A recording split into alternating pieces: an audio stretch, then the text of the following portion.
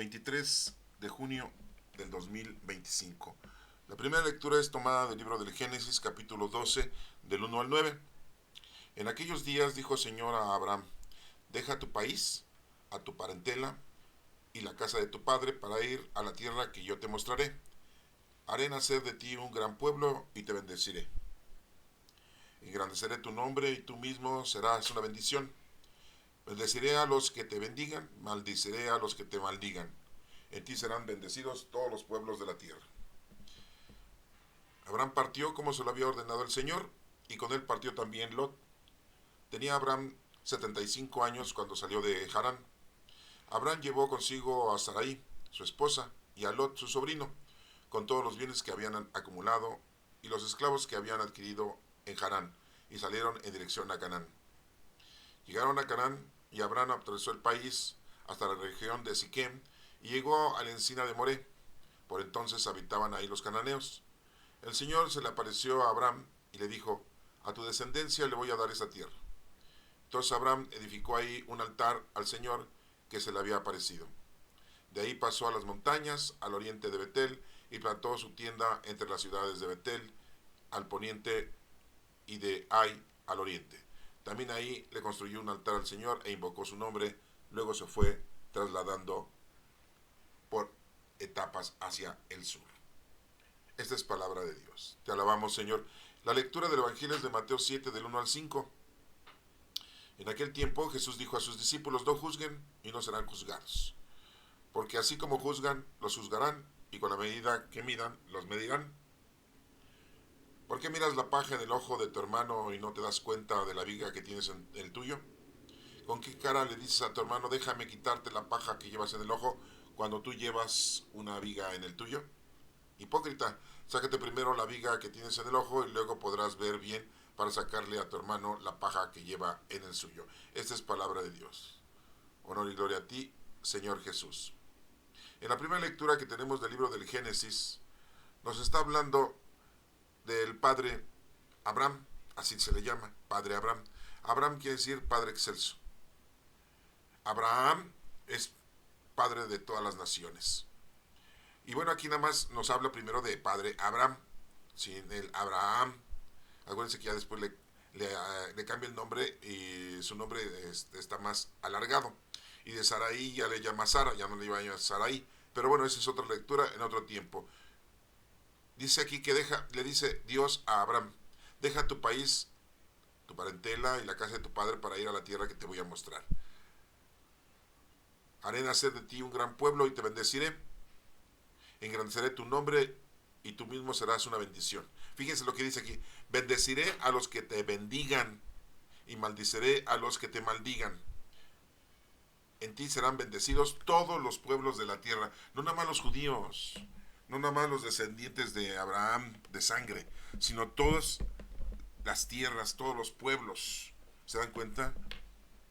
El Señor dice que el Padre Abraham es Padre de todas las naciones. Así se le denomina, ¿no? Entonces, bendito sea el Padre Abraham, porque todos aquellos que bendigan al Padre Abraham van a llevar bendiciones, y aquellos que lo maldigan, ¿verdad?, tendrán maldiciones. ¿Qué es una bendición? Pues es una ayuda de Dios hacia nosotros, una protección de Dios hacia nosotros. Entonces Él dice: bendigan al Padre Abraham y se van a llenar de bendiciones. Fíjense lo que nos está mencionando, ¿eh? Y no nada más iba a ser padre de los judíos, de los hebreos, no, sino de todas las naciones, de toda la tierra. Le había prometido que iba a tener una descendencia incontable como las estrellas del cielo. Así le dijo a Abraham. Y le está diciendo que deje su parentela, su padre, en la tierra donde están viviendo, en la tierra de Ur, que estaba al norte, lado norte, por Siria, lo que es hoy es Siria, ¿no? La parte norte, por allá, ¿sí? Y de ahí se trasladan hasta Canaán, que es en la parte de Jerusalén hoy en día, lo que es el país de Israel. ¿Se dan cuenta? Dios le había prometido que esa iba a ser su tierra. En ese lugar ya vivían los cananeos.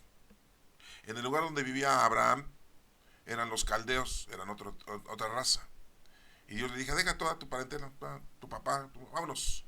Y se va él con su esposa y su sobrino Lot.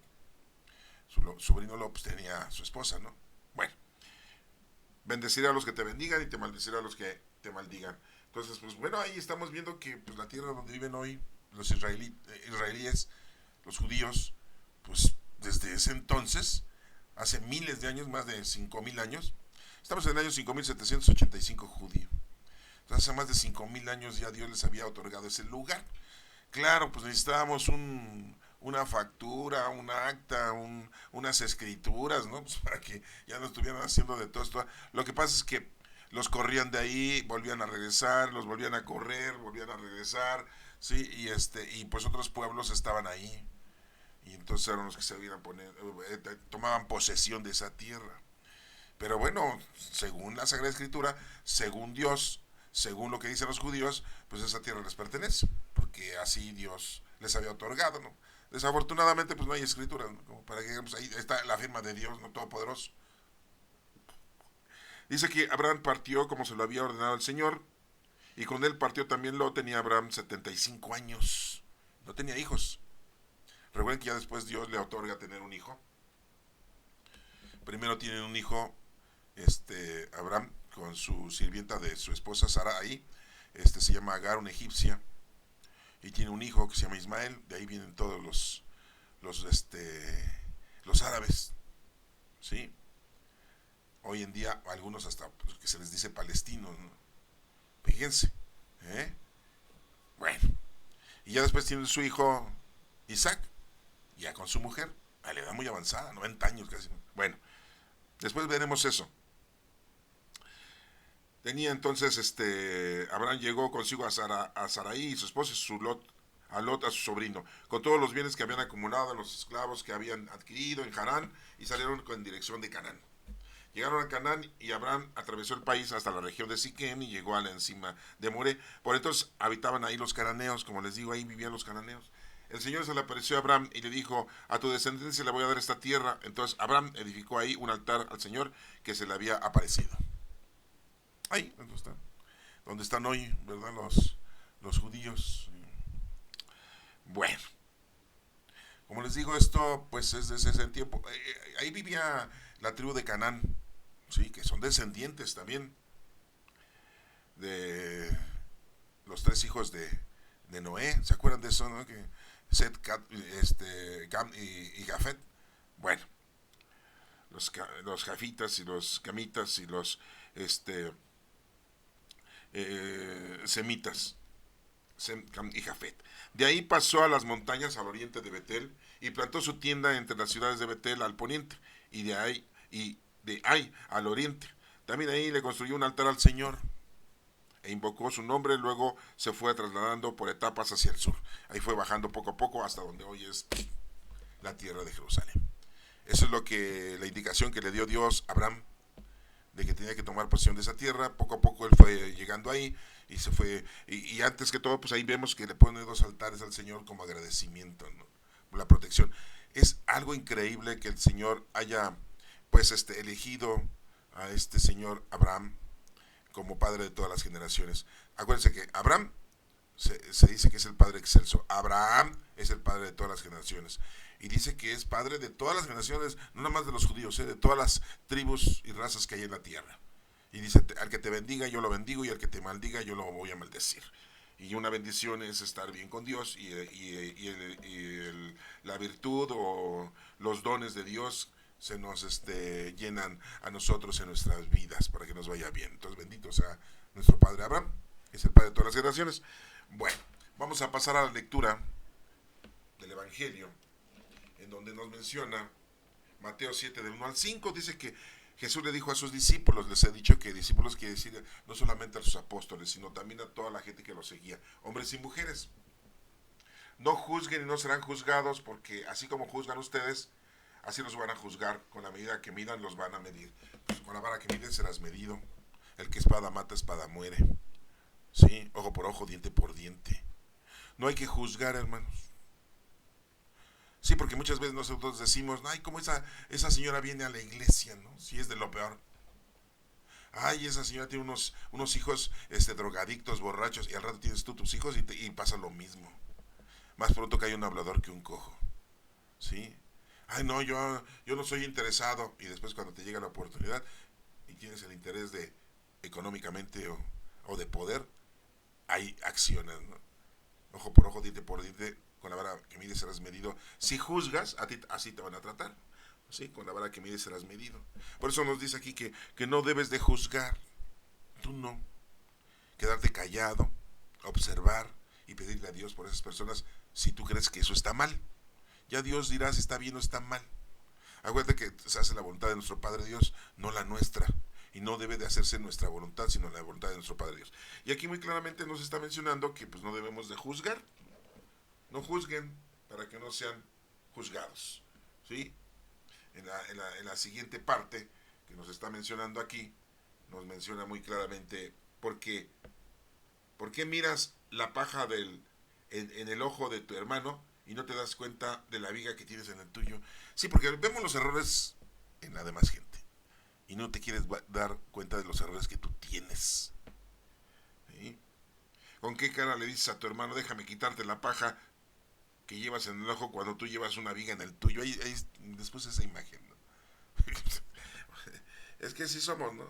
Andamos criticando siempre a la gente que no se baña, que no trabaja, que es un holgazán, ¿sí? Que es un grosero, que golpea a su familia, ¿sí? Que roba, que dice mentiras, ¿sí?